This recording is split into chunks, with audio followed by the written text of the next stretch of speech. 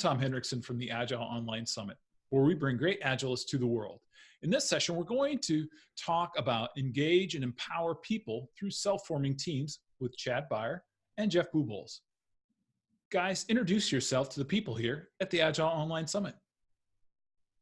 Hi, I'm Jeff Bubolz. I'm an Agile coach, advisor. I own my own company, Humane Consulting, and I get to pair with this guy, Chad, a lot, so I'll let Chad jump into his intro. Thanks, Jeff. I'm Chad Beier. I run my own company as well in Wisconsin called Whiteboard Consulting, whiteboardconsulting.org. And yeah, I'm an organizational agility advisor.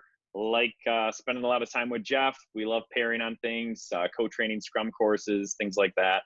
We're both professional Scrum trainers with Scrum.org. So yeah, trying to light up the map in the Midwest to help companies move forward with agility and agile practices and lean thinking techniques. Awesome. Yeah, you guys probably are talking a lot together, right? Do a lot of presentations together? Yeah, we do a lot of talks. I don't know, I haven't counted it recently, but there was a point there where we were at 30, 40 speaking engagements and about a rolling calendar year. So we hit quite a few. Yeah, you guys are busy. It's sort of like, yeah, I feel really lost when I'm on my own now, but Jeff sometimes, I was going to say cheats on me, but that sounds kind of weird. But well, I just said it, I guess. It's like a band. It's like when a band, one of the members, like the lead singers, like, hey, I'm going to go solo for a while and experiment with some other bands. That's what Jeff's always doing with me. He always goes and like speaks with other people and then just leaves me on my own. No, I'm just giving him a hard time. But then he always comes back, right? He does come back. He does come back. So it's good. I'm okay. Oh, you guys are great. You guys are great. So, well, hey, we've been starting everybody with the same first question, and I'm sure you guys are going to have some good responses to this. So we've come a long way since the Agile Manifesto. What would you say has been our biggest success and our biggest failure? Chad, do you want to take that one first, or you want me to dive into it? I'll let you go first. All right. So I would say our biggest failure has been the doing agile instead of being agile and missing the mindset. And so I think that there's a number of organizations, teams that are really valuing the things on the right instead of the things on the left. And I think that it's kind of been commoditized at this point. It's gone, it's been abused, and there's a lot of fake agile out there. And that's probably the biggest threat of agile going away in the future, is that all this fake agile, and it gets to a point where it just gets so diluted that it doesn't go back to what the core of what it's supposed to be. Now, the great thing is that it's pretty popular. A lot of people know about it. A lot of companies know about it. A lot of companies know that it can provide a lot of value if you do it right. But they think of it as a silver bullet. So I think that we've proven it works. We've proven it works in many different complex domains using different agile frameworks, just an agile mindset.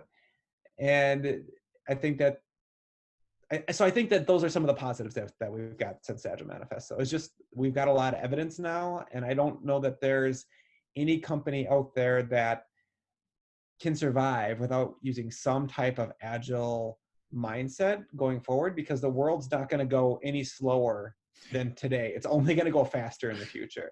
So true. And being able to respond to change and adapt and work on the highest value work is only going to get more and more important. Yeah, good point. Yeah, I'll just add to that. So I like that Jeff highlighted the sort of the watered down use of the word agile. Every talk we kick off at a conference, we always start with this topic. And I'm going to try not to be judgmental of others, because I don't want this to come across that way. But sometimes I get a little frustrated when there are when the phrase like, "Oh, agile is dead," or if people look at it as like a fad. Mm-hmm. But again, it's not blaming that person. It's just the word has become so overloaded that it means so much to so many people. And so I sort of laugh on the inside, because I always think of like economic market equilibrium, like things will take care of themselves. And I think long-term thinking, decade, 2, 5 decades out, nothing's going away. There's going to be blogs written about this watered down word agile, but agility, adaptiveness, demonstrating that as an organization or person, that's not going to go away. Like that's just required in the future. So I'm not concerned at all about agile going away. Again, agile. I think we just like to write about it and talk about it a lot in echo chambers at agile conferences. But I think it's just it'll be fine. Like there will always be something to strive for, right? A higher bar is being set by the second right now on this planet, and it's not going to stop. So there's always going to be something to move forward. I mean, that's sort of continuous improvement anyway, right? I mean, if it's not continuous, then there's this like endpoint, and there never will be with agile. So yeah, good point. Definitely. So today though, you guys want to talk about, engaging and empowering people through self-forming teams. So talk to us about, first off, what do you mean by self-forming teams and engaging teams to do that? Yeah, so it starts off with like, how do you form a team? And the typical answer to that is, hey, someone in leadership, some manager somewhere is going to make a decision, and they're going to put, these 8 people on this team and these 6 people on this team, and they're going to work on some kind of common thing. Well, why does that manager know what people really want to do and how people work together, and how do they really know where people want to grow? I mean, they can hear what people say, but why not give them a choice? And so one of the things both Chad and I, we talked about before, are professional Scrum trainers with Scrum.org. So one of the biggest things of Scrum that often gets missed is self-organization. It's a core piece of Scrum. And one way to prove that you're really going to allow teams to self-organize is to let them pick what team they want to be on and what product they want to work on and who they want to work with. Give them some autonomy. By giving them autonomy, it aligns them closer to purpose, and then mastery, and then kind of the whole Daniel Pink thing, like, right? Yeah. These things start to compound on each other. Mm-hmm. And so that's really what we mean when we say self-forming teams. Like, what is it? It's really teams picking what team they want to be on, maybe even what product area they want to work on, and then figuring that out. And how do you actually do it? Well, that's what we're going to dive into, right, Chad? Yeah. And in the spirit of us always dissecting words and like shining a spotlight on the overuse of, or the dilution of words. So self-organization is one of those topics as well that just gets watered down, and it can mean so many different things in different contexts. So Management 3.0, the book Management 3.0 by Jürgen Appelow, mm-hmm. probably butchering the pronunciation of his name. He actually breaks it down to help add a little bit of clarity to that definition. So I thought we could do that out of the gates as well, Jeff. What do you think? So to kind of make sure we're talking on the same page as far as what we mean when we say self-organization. So self-organization or self-organized teams could also be synonymous with self-managed teams. And to give a brief definition of that, that just means the team organizes its own activities. So that's not even self-forming. That's just saying, hey, this team that we had here is going to start using Scrum, but within the sprint, they decide how they get the work done, right? That's self-organization. Then the next level could be self-selected or self-designed. That's primarily what we're going to be talking about today. And selected or self-designed means they do self-organization, like they are self-organizing, but then they also create and maintain themselves. Meaning they choose what team they want to be on, and maybe they bring people in and out of the team on their own with no outside control from let's say a management. And then self-directed or self-governed is the next step. And that's getting like really radical for corporate America, right? This is like the team is self-selected and there's really no outside management. It's more of a flattened hierarchy in an organization where the team themselves might make hiring and firing decisions. They might have profit and loss responsibility in the organization, right? So, mm-hmm. So anyway, across those levels, I like using those additional words because I think they add a bit more clarity. And then today we're really talking about self-selecting or self-forming teams. Okay. Yeah. So Chad, what if we just dive into like, how we've done this in the past. Like, just how does it Yeah. actually work? Because I think there's probably a lot of people out there that are like, okay, that sounds interesting, but how do you actually do this? Yeah, that's a good place to start, I think. Awesome. So Jeff, you want me to dive into sort of how I've started in the past, and you can just chime in and interrupt me? Yeah, that sounds great. So, or you could start and I'll interrupt you. I always like to describe this as the calm before the storm. So if I'm entering a new engagement as an outside advisor, wherever I enter, whether it's at the C-suite, a VP of a department, just a manager of one team, I will always pose the big question.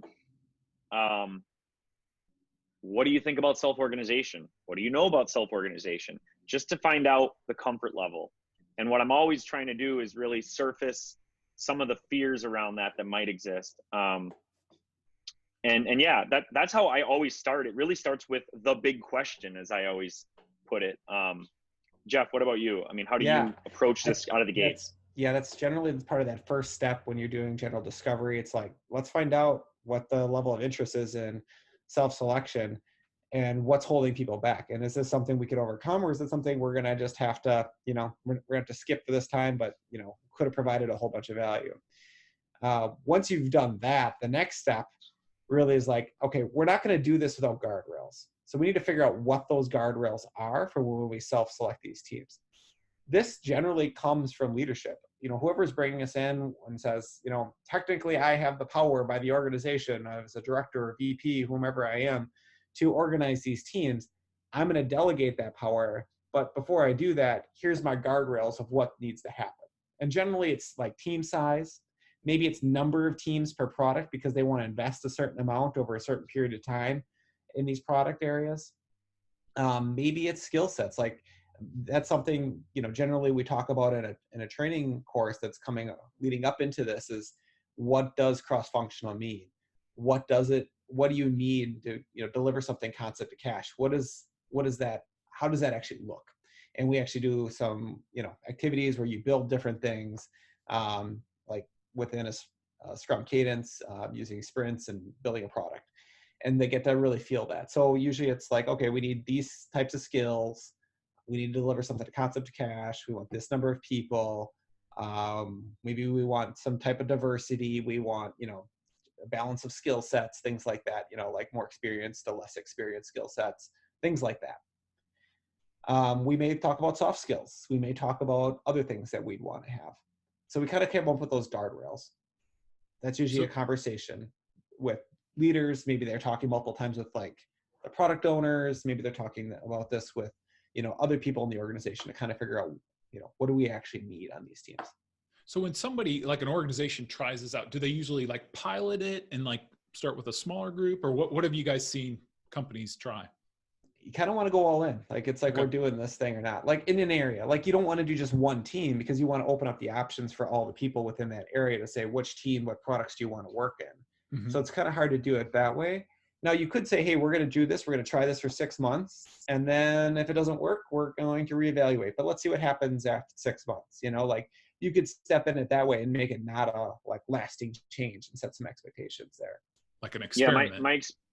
Yeah, my experience has been sort of all over the place too, but it depends, right? If it's a very large organization, you might start with one contained department with maybe 2 or 3 teams, right? I mean, I've done that before, but I've also done mid-sized organizations where I've taken an entire IT department and self-organized into new teams under new product definitions. So it's a combination of appetite based on that initial big question, and then what area of the organization you're really working with.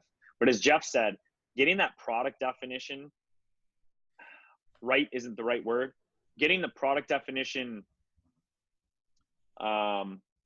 putting thought into it versus just entering an organization to say, oh, here's your existing teams. Let's self-organize and start using Scrum in these existing teams. We might miss a huge opportunity for really getting value out the door in a short feedback loop, right? Essentially agility. Yeah. So product definition is all part of that initial discovery and alignment. And as Jeff said, the guardrails, I call those context and constraints. Mm-hmm. What's the context of the product we're organizing around? and what are the constraints we're putting on it. Like, we need these skills on our teams. We need, what are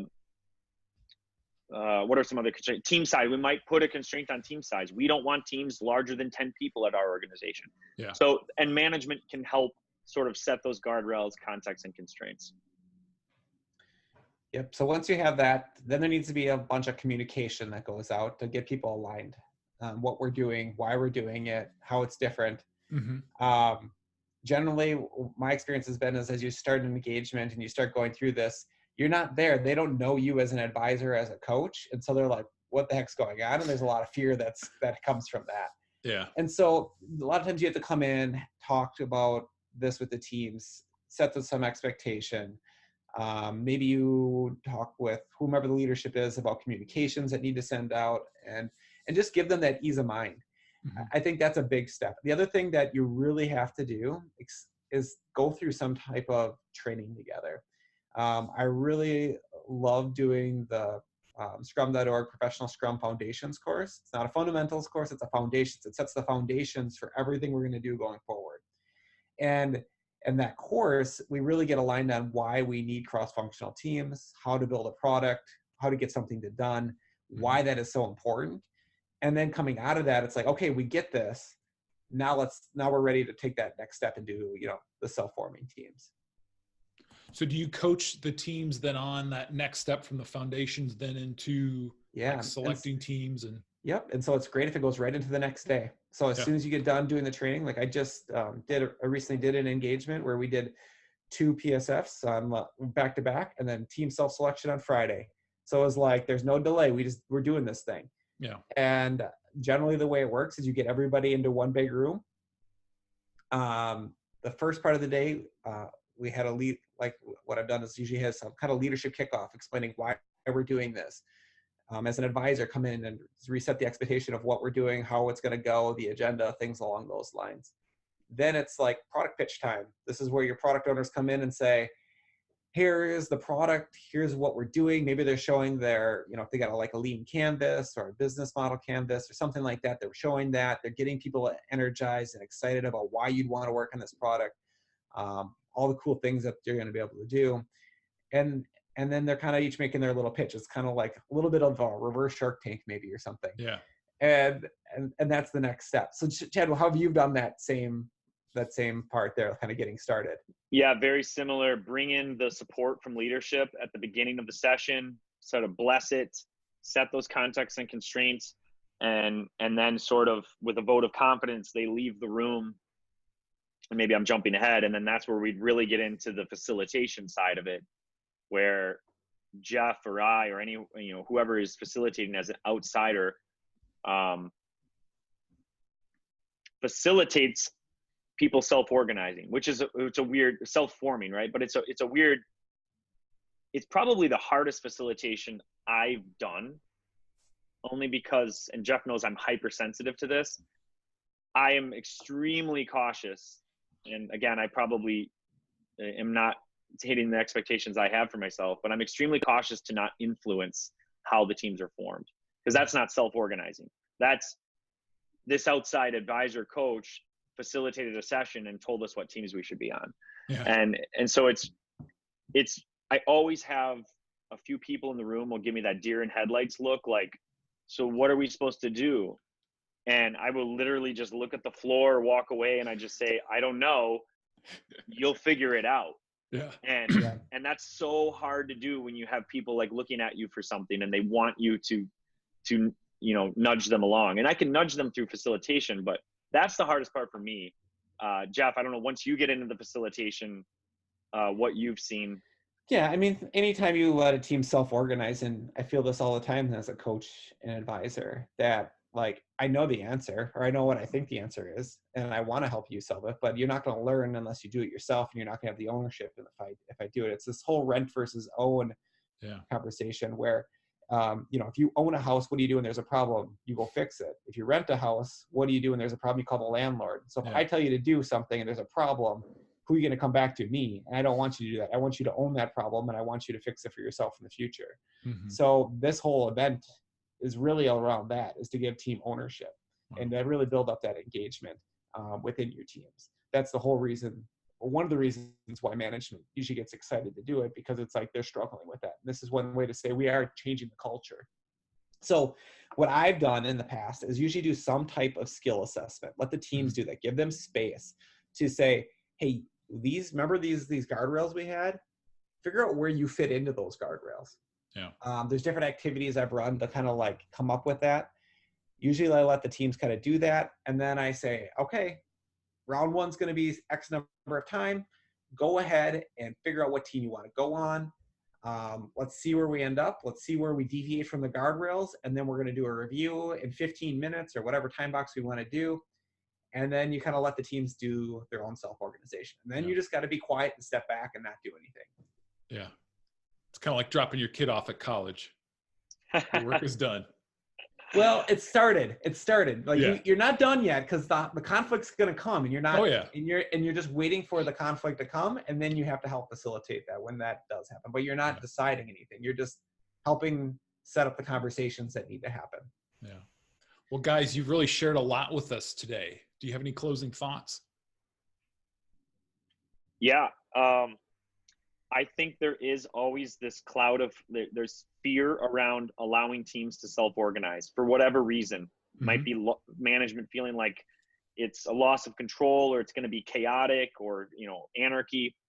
It's not. And so if I could leave a nudge for anyone, if they ever get this question asked to them, or they have the opportunity to rethink how their teams form, just take a leap of faith and try it, because every time I've done it, I'm scared as a facilitator even, but it always turns out amazing. And if you trust people who you've hired and you pay well typically in your organizations, this is nothing compared to what you're asking them to do day in and day out.